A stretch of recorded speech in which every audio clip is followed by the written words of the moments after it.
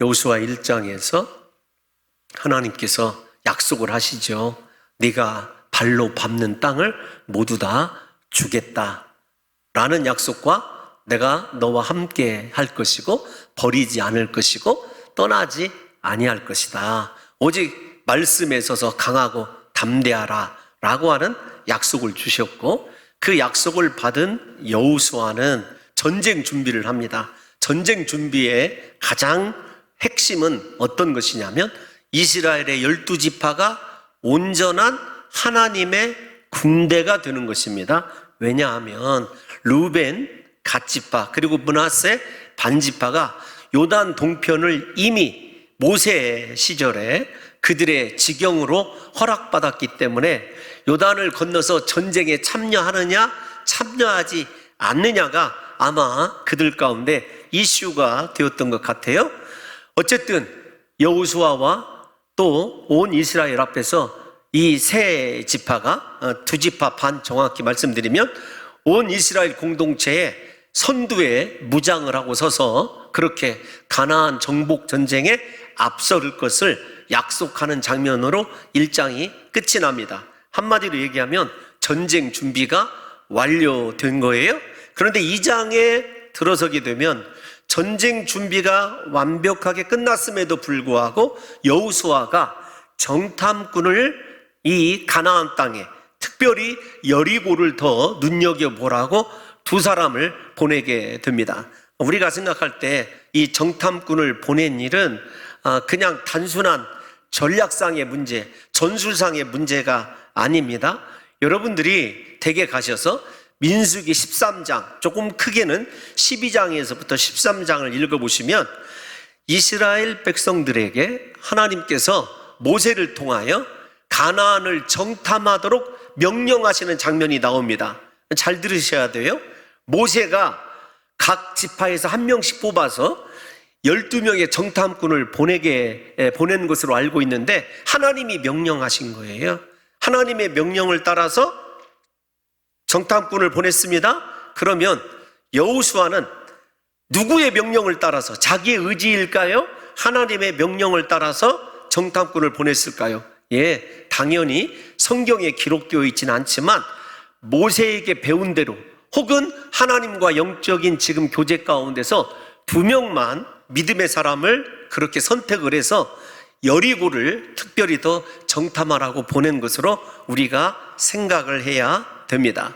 왜 이 정탐꾼을 보낸 것에 누가 보냈느냐라고 하는 것이 중요한가라고 하는 것을 말씀을 드리고 싶어요. 일단 신학적으로는 우리가 잘 아시다시피 이스라엘 백성들이 하나님보다 앞서서, 물론 하나님이 온 땅을 다스리고 계시지만 이스라엘 백성들과 함께 하시는 가운데서 하나님보다 앞서서 나가서 가나안 땅에 들어가서 정탐을 해야 되기 때문에 하나님의 명령 없이는 이스라엘의 그 누구라도 먼저 갈 수가 없기 때문에 일단 여호수아의 2명의 정탐꾼을 보낸 이야기도 그렇게 하나님께서 아마도 여호수아가 기도하는 가운데 보냈을 것으로 그렇게 생각하는 것이 옳을 듯 싶습니다. 그런데 여러분, 이 여호수아가 하나님의 명령을 좇아서 정탐꾼을 보낸 이 이야기, 그리고 우리가 잘 아는 여인의 이름이 등장하지 않습니까? 라합의 이 이야기, 2장에 걸쳐서 자세하게 기생 라합의 이야기를 기록하고 있는 이유가 있어요. 정탐꾼을 보낸 것과 이 2장이 가지고 있는 여호수아서의 위치가 아주 특별하다라는 것을 여러분들에게 말씀드리고 싶은 것입니다. 왜냐하면 여러분, 이 여호수아 2장 기생 라합이 구원받은 이 사건이 여호수아 전체의 주제이기도 합니다. 일종의 비유를 하자면, 여러분 카톡 사용하시죠? 카톡에 보면 우리가 흔히 아이들 말로 대문 사진이 있습니다. 자기 프로필과 사진이 기록되지 않습니까? 그 대문 사진과 같은 역할을 하는 것이 이 여호수아 2장에 나오는 기생 라합의 사건입니다. 하나님의 구원이 무엇인지를 분명하게 보여주는 내용이고, 두 번째, 여호수아에 나타나 있는 가나안 정복 전쟁이 어떤 성격의 정복 전쟁인지를 우리에게 보여주는 아주 중요한 말씀이에요.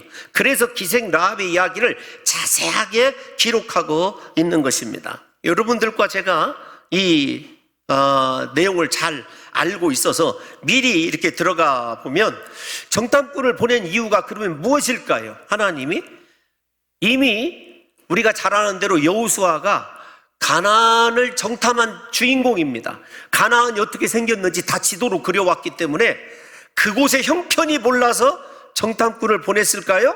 이제부터 중요합니다. 아니면 하나님을 향한 믿음이 있는 택함받은 라합을 구원하기 위해서 정탐꾼을 보냈을까요? 그러니까 여러분, 시각을 전쟁의 시각으로 여호수아를 보면 어렵다라는 거예요. 하나님의 구원의 시각으로 이 여호수아를 이해해야 된다는 것입니다. 사랑하는 성도 여러분들과 제가 이미 두 번의 질문을 통해서 대답 속에 이미 확신을 가지고 있어요. 기생 라합을 위하여 이 두 명의 정탐꾼이 보내어졌겠구나. 그러니까 하나님께서 두 번째 정탐꾼을 보낸 이유는 완전한 하나님의 구원이 어떤 것인지를 이스라엘 백성들과 온 민족에게 보여주기 위한 것이에요. 하나님이 사람을 어떻게 구원하시는가라고 하는 것을 우리에게 보여준다는 것입니다. 여러분, 그래서 성경학자들이 이렇게 이야기를 하고 있어요. 어떤 것이냐면, 이스라엘 백성들이 요단강을 마른 땅처럼 건넌 것보다, 혹은 여리고성이 무너진 것보다 기생 라합이 하나님을 믿고 구원받은 사건이 여호수아에 등장하는 제일 큰 기적이다. 저는 이 말을 듣고 아멘 했습니다. 실제로 그런 것 아니겠습니까? 우리도 마찬가지 아닙니까? 우리의 삶에 수많은 기적들이 일어나죠. 그런데 그 기적들 가운데 제 자신이 그렇습니다. 이제 2월부터 우리가 새가족 공부를 다시 시작하려고 하는데, 새가족 공부할 때마다 제가 꼭 하는 이야기가 있어요. 어떤 것이냐면, 저는 제 생에 여러 번의 죽을 고비를 넘기고 기적을 체험했습니다. 그러나 그것을 기적이라고 생각해 본 적은 없습니다. 제게 일어난 인생의 가장 큰 기적은 예수 그리스도가 나의 구원자라는 사실이 의심 없이 믿어진다는 사실입니다. 여러분, 우리에게서 일어난 가장 큰 기적은 위기에서 건진받고 내가 어떤 심각한 질병에서 고침받고, 물론 그런 것도 기적이지만 그렇게 믿고 싶어도 믿지 못하는 예수 그리스도를 우리가 아무런 의심 없이 믿기 때문에 이곳에 나와서 주님을 경배하는 것 아니겠습니까? 오늘 기생 라합의 이야기가 그 구원의 이야기이고, 그래서 여호수아 전체 이야기가 잔인한 정복 전쟁의 이야기가 아니라 하나님의 구원에 관한 이야기라고 하는 것을 저와 여러분들이 다시금 여호수아를 바라보는, 여호수아서를 바라보는 시각을 바꿔야 될 이유를 제공하는 본문이 바로 이 여호수아 2장이라는 것입니다.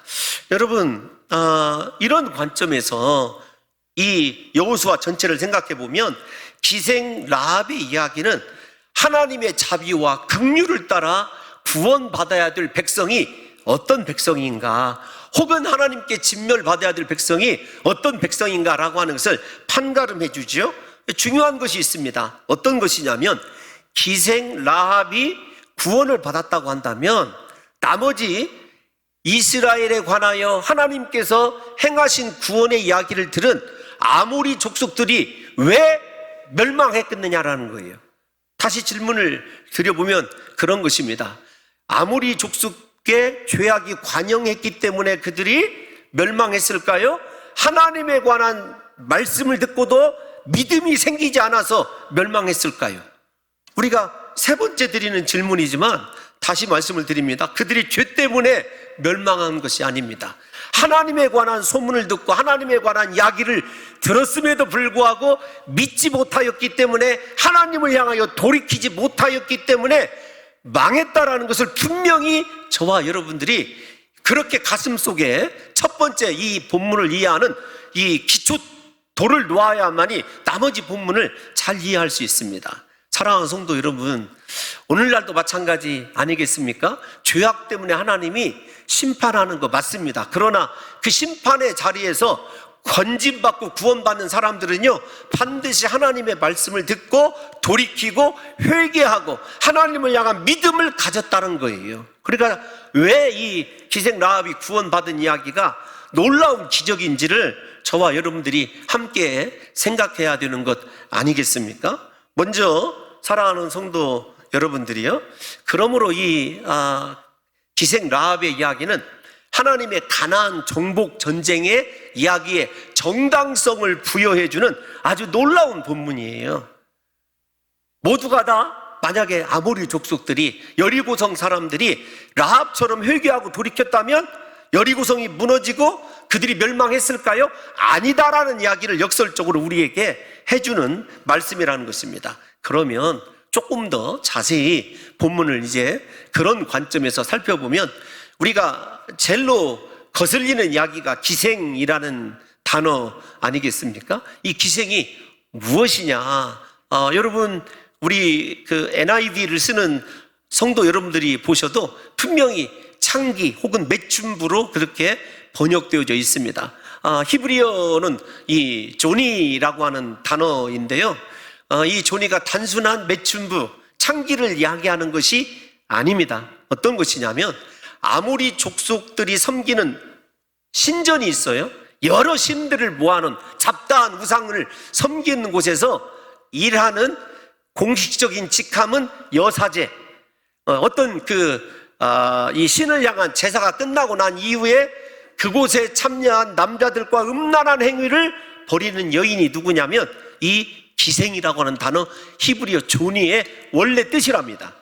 그러니까 사랑하는 성도 여러분들과 제가 먼저 생각을 해보면, 이렇게 아주 심각한 우상을 섬기고 음란한 일을 행하는 이 매춘부에게 하나님의 구원이 임했다. 주께서 그녀를 사랑하셔서 정탐꾼을 보내시고 구원의 줄을 내리게 했다. 여러분, 이게 얼마나 큰 은혜냐라고 하는 것을 저와 여러분들이 생각해야 된다는 것입니다.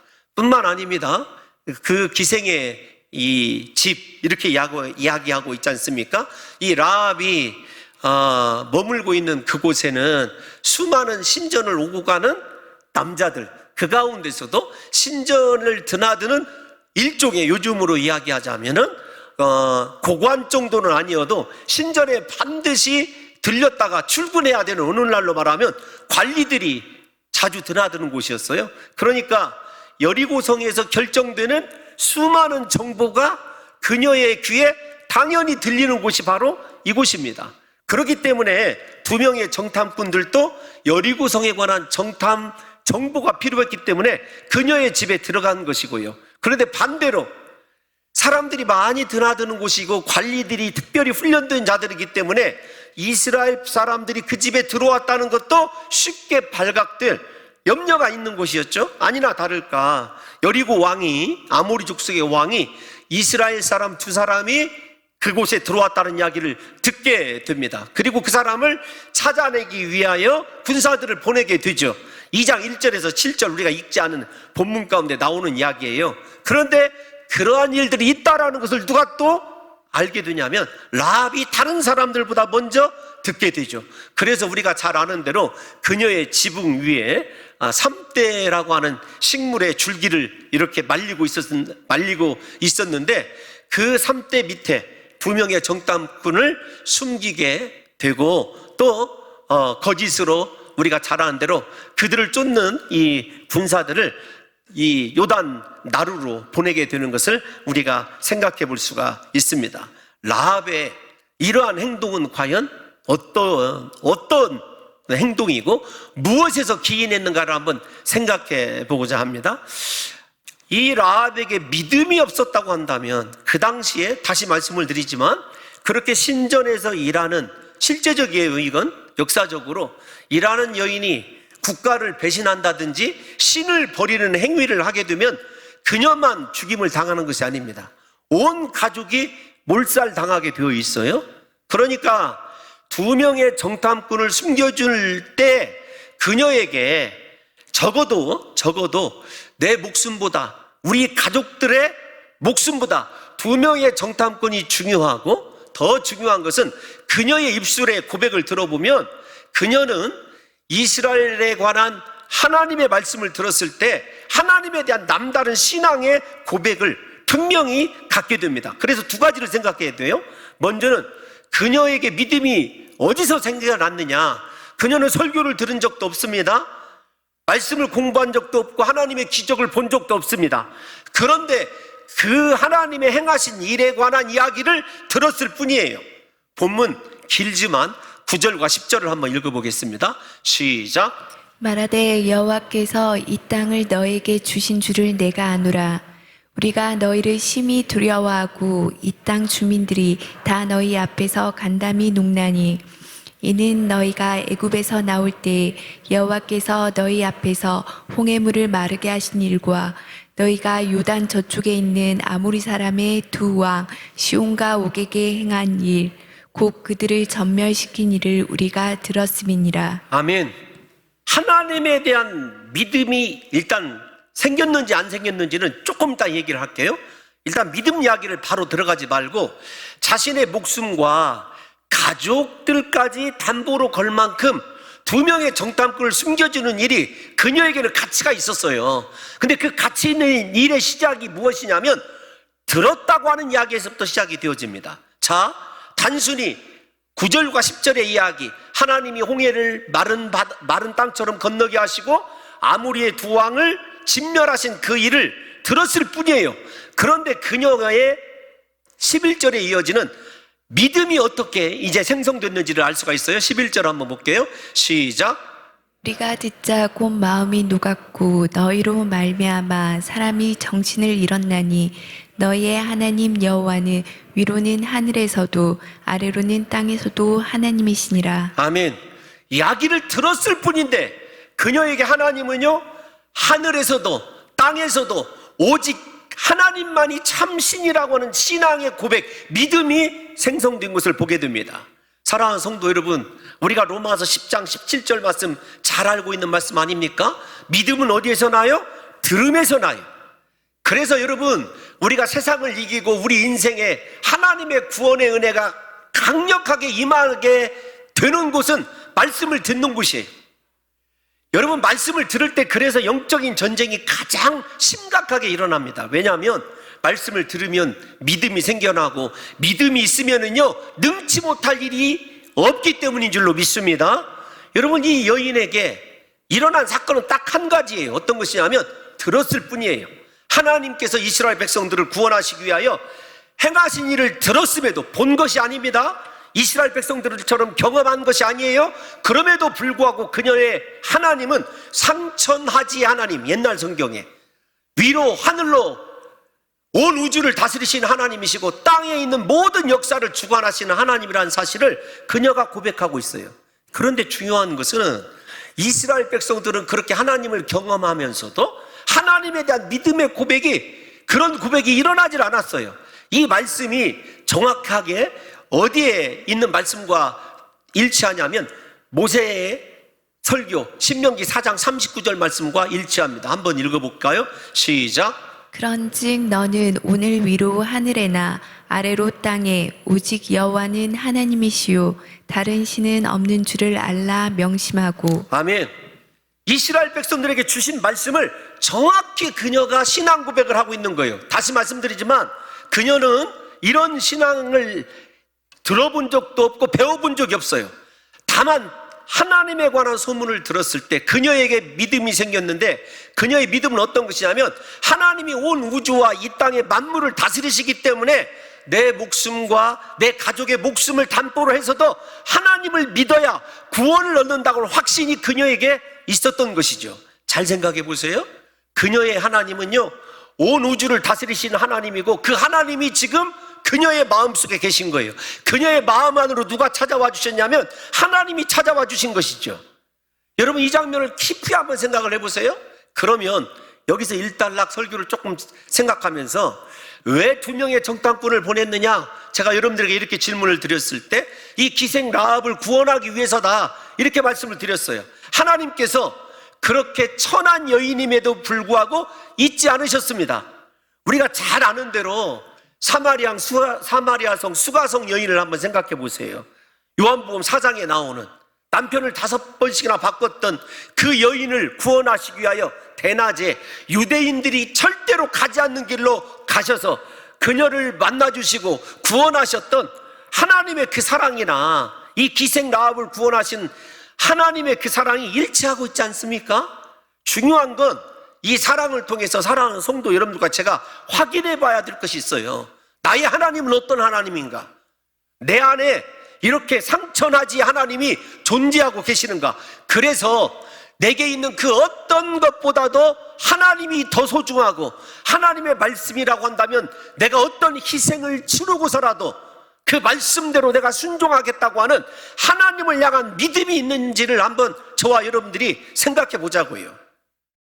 이 여인의 인생을 바꾼 것은 다른 것 아닙니다. 하나님이 찾아와 주시고 하나님이 그녀에게 그렇게 하늘 위에서든지 땅에서든지 참 신이시고 유일한 신이시고 내 모든 것을 바꿀 만한 하나님으로 그녀 안에 자리 잡았다는 거예요. 그래서 저와 여러분들이 이 라합 이야기를 읽으면서 나의 하나님은 과연 어떤 하나님이냐, 여러분 조그마한 문제만 생겨도 하나님을 믿지 못하고 내 힘과 내 지략을 의지하는 우리들과는 전혀 다른 인생을 살아가는 사람 아니겠습니까? 그러므로 라합은요 이스라엘 편에 서기로 결심한 것이 아닙니다.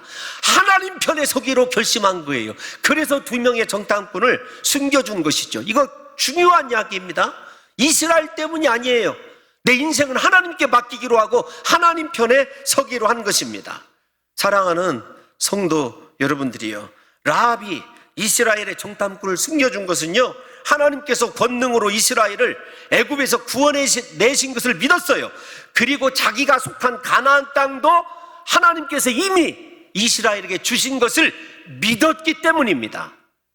이스라엘의 구원을 성취하신 하나님이야말로 참된 살아계신 하나님임을 믿었기 때문에 이 2명의 정탐꾼을 숨겨준 것이죠. 우리가 잘 아는 대로 히브리서 11장을 믿음장이라고 이야기하고 있지 않습니까?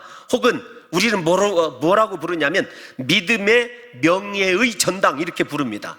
그런데 이 기생 라합의 이름이 여러분 히브리서 11장 믿음장에 기록되고 있어요.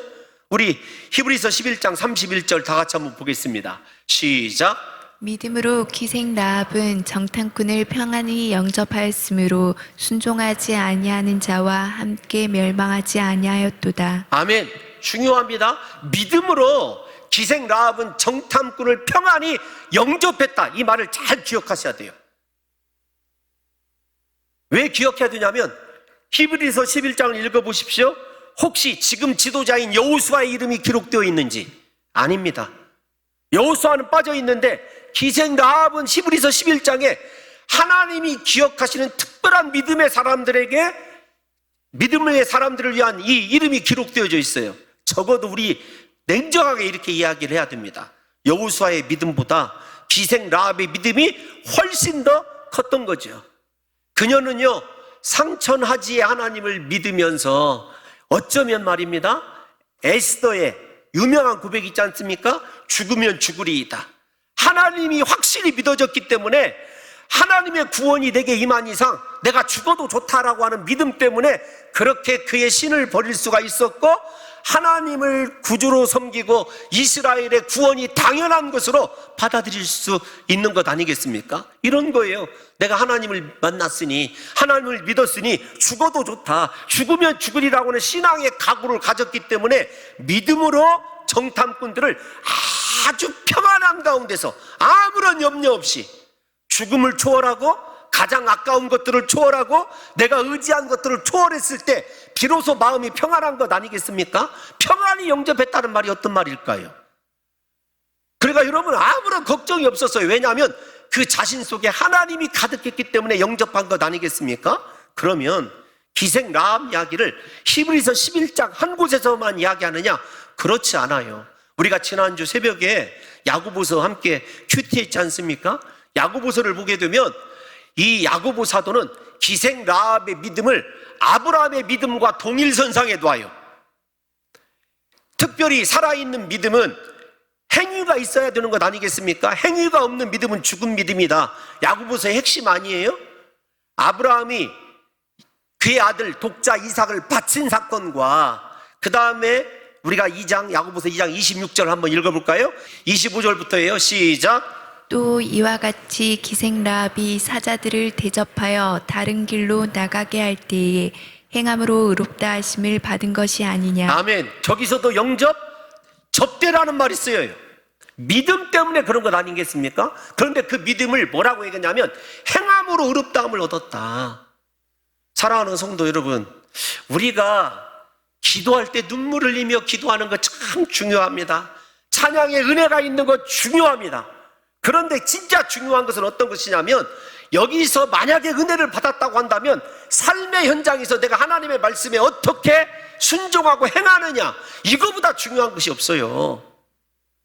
진짜 이 자리에서 여러분들이 가지고 있는 믿음대로만 살아간다면요 세상이 우리를 감당하지 못하죠. 그런데 우리가 세상에 나가면 우리의 믿음은 보잘것없이 작아지고 세상이 커 보이는 것, 그것이 문제 아닙니까? 이 기생 라합은요 하나님보다 큰 것이 없었어요. 그걸 조금 입증해 보고 싶어요. 왜 그녀의 믿음이 대단한 믿음이냐면 사람은요 언제나 위기의 순간에 합리적이 되기를 좋아합니다. 왜 우리가 믿음이 큰 힘을 발휘하지 못하냐면 결정적인 순간에 믿음을 따르는 것이 아니라 내 지식과 경험을 선택할 경우가 허다해요. 제가 이렇게 이 짧은 기간이지만 목표를 하면서 믿음을 따라 결정한 것은요 참 두려울 정도로 하나님이 책임을 져주셔요. 그런데 나름대로 경험과 지식을 따라 생각한 것은요 열매가 그렇게 없더라고요. 왜 이런 이야기를 조금 라합 이야기를 통해서 미리 이렇게 여러분들에게 말씀드리냐면 여리고성을 한번 생각을 해보십시다. 여리고성은요 두 개의 성벽, 외벽과 내벽으로 이루어져 있어요. 밖에 있는 외벽도 두 대의 마차가 교환할 정도의 넓이입니다. 그리고 외벽과 내벽 사이에는 약 5m의 이 공간이 있고 때로는 위기 때 물을 그 외벽과 내벽 사이에 채울 수가 있어요. 내벽은 훨씬 더 넓습니다. 외벽보다. 심지어는 외벽이 얼마나 넓은지 우리가 여호수아 2장을 댁에 가셔서 읽어보시면 기생 라합의 집이 바로 그 외벽에 있어요. 얼마나 튼튼한 성인지 몰라요. 중요한 건 단 한 번도 외침을 받아서 무너져 보거나 점령당한 적이 없다라는 거예요. 이 여리고성이. 생각해 보세요.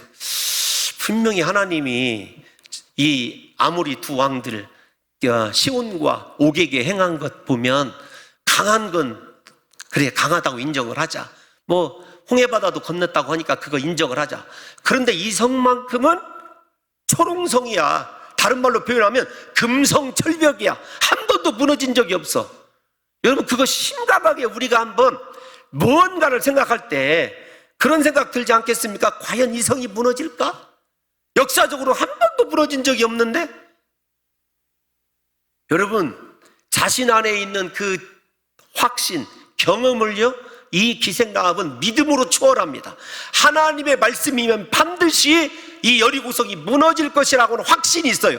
그래서 신학자들이 어떻게 해석을 해놓냐면 왜 하나님이 여리고성을 칼과 창이나 무력이 아닌 순전한 하나님의 방법으로 무너뜨렸냐. 우리가 잘 아시다시피 하루에 한 바퀴씩 돌잖아요. 그리고 마지막 날에 7바퀴 도는 거 여러분 잘 아시지 않습니까? 왜 그런 방법으로 여리고성을 무너뜨렸냐면 그것이 기생 라합의 믿음이었기 때문이라는 거예요.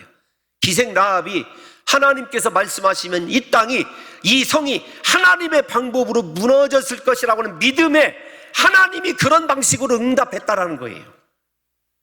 여러분 이 말이 신학적으로 100% 지지를 받는 것은 아니지만 저는 공감은 합니다. 하나님은 우리의 믿음대로 역사를 하시더라고요. 내가 믿음 안에서 그리는 대로, 내가 믿음 안에서 꿈꾸는 대로, 내가 믿음 안에서 지도를 그리는 대로 내 인생을 사용하신 하나님을 경험하였기 때문에 저는 이 말씀을 믿어요. 사랑하는 성도 여러분, 여러분들의 하나님은 도대체 누구이십니까? 두 번째 질문이에요. 정말로 하늘 위에서나 땅 아래서나 하나님밖에는 진정한 신이 없으시고 그 하나님이 내 안에 계시기 때문에 내가 죽음도 초월할 수 있고 세상의 모든 것 아깝지 않는 믿음을 가지고 있다고 한다면 하나님께서 말씀하시는 것이 어떻게 이루어질지를 믿음으로 그리는 진정한 믿음의 사람이 저와 여러분들 되시기를 예수님의 이름으로 축원합니다. 여러분, 우리의 문제는 믿음이 있다고 입술로는 고백하는데 그것이 실제로 나타나는 현실이 되는 믿음의 행함이 부족하다는 거예요. 왜 히브리서 11장 1절에 믿음은 바라는 것들의 실상이요 보이지 않는 것들의 증거라고 했겠느냐고요. 절대로 여러분, 보이지 않아도, 우리가 믿겨지지 않아도 오늘 우리 사랑하는 성도 여러분들에게 이 기생 라합의 믿음이 있어서 여러분의 믿음대로 이루어지게 될 줄로 믿습니다.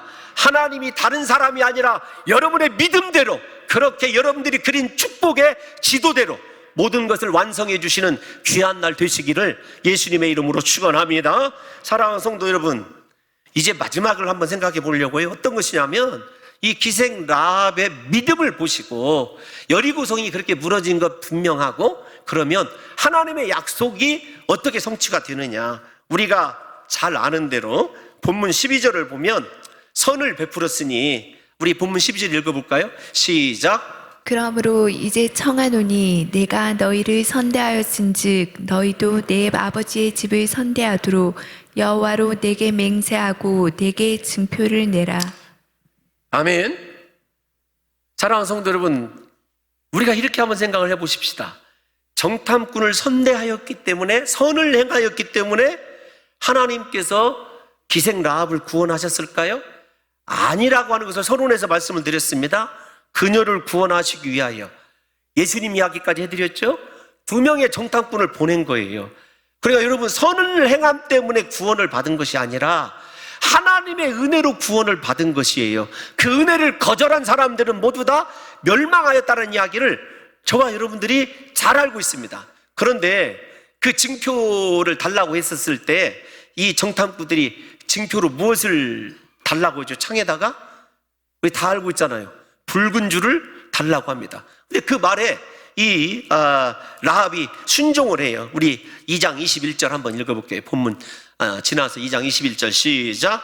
라합이 이르되 너희의 말대로 할 것이라 하고 그들을 보내어 가게 하고 붉은 줄을 창문에 매니라. 붉은 줄을 매게 한 것도 하나님이십니다. 그리고 그 붉은 줄 때문에 이 라합의 집에 있는 모든 생명들이 살아났어요. 마치 우리가 잘 아는 대로 이 애굽에서 하나님의 마지막 10번째 죽음의 재앙이 지나가듯이 어린 양의 피를 문설주에 바른 가정마다, 믿음으로 순종한 가정들마다 하나님의 은혜로 구원받았듯이 이 여인도 그녀의 선행 때문이 아니라 하나님의 말씀을 믿는 믿음과 하나님의 은혜 때문에 구원받았다라고 하는 것을 우리가 분명히 이해해야 됩니다.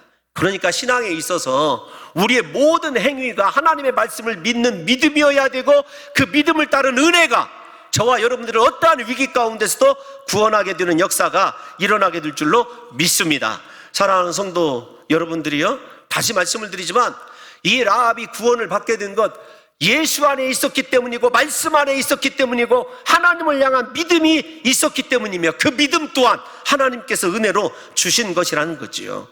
중요한 것은 이 믿음의 결과예요.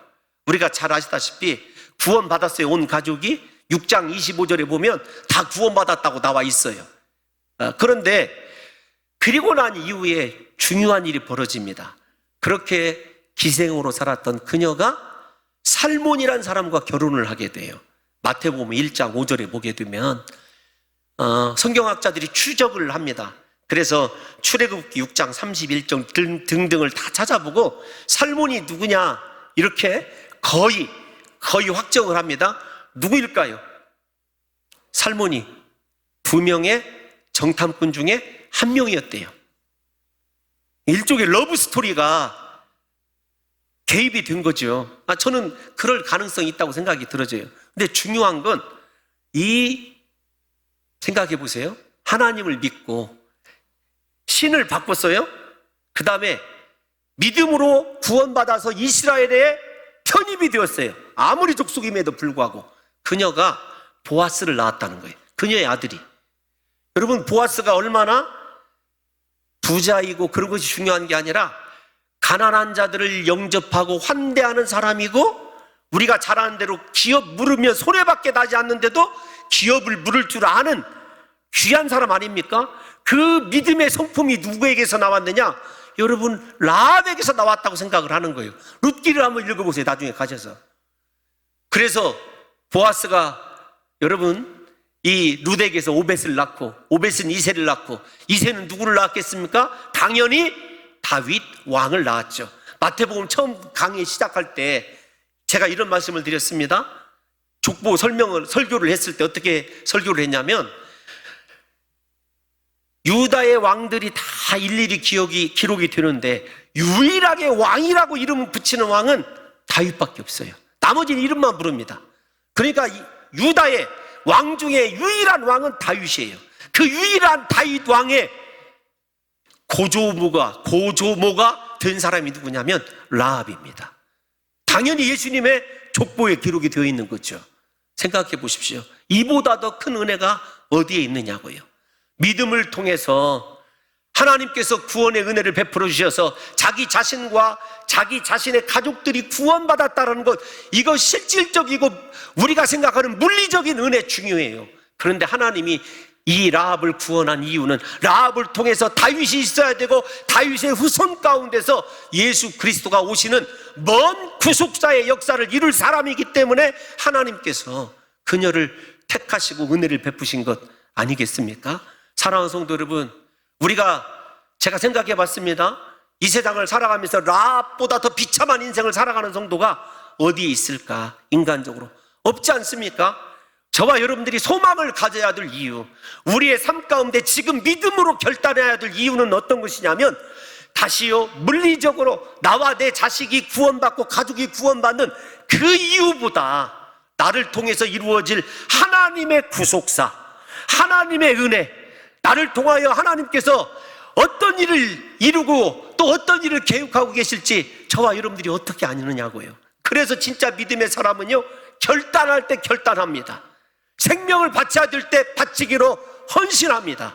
왜냐하면 나를 통해서 이루어져야 될 하나님의 위대한 구속사가 기다리고 있기 때문에 그런 것 아니겠습니까? 그래서 이 여호수아 전쟁 이야기는 단순히 이스라엘을 위한 전쟁이 아니라 온 인류를 구원하시기 위한 하나님의 특별한 전쟁이고, 그 전쟁의 근본적인 배경은 하나님의 자비와 긍휼을 따른 믿음이 있는 자들을 구원하시는 하나님의 이야기고, 그 믿음을 따라서 하나님께서 한 사람의 인생을 어떻게 변화시키는지를 저와 여러분들에게 가르쳐주는 본문입니다. 부디 사랑하는 성도 여러분, 여러분의 믿음을 우습게 여기지 마십시오. 지금의 하나님께서 여러분들이 감당하지 못할 일을 원하시고 결단하시기를 촉구하시는 것, 여러분 가벼이 듣지 마시고 내 인생에 그보다 더 귀한 기회는 없다라고 생각하시며, 소원합니다. 라합처럼 죽으면 죽으리라는 신앙의 각오로 하나님의 말씀을 받아들이시고 순종하심으로 인생을 바꾸시는 저와 여러분들 되시기를 예수님의 이름으로 축원합니다.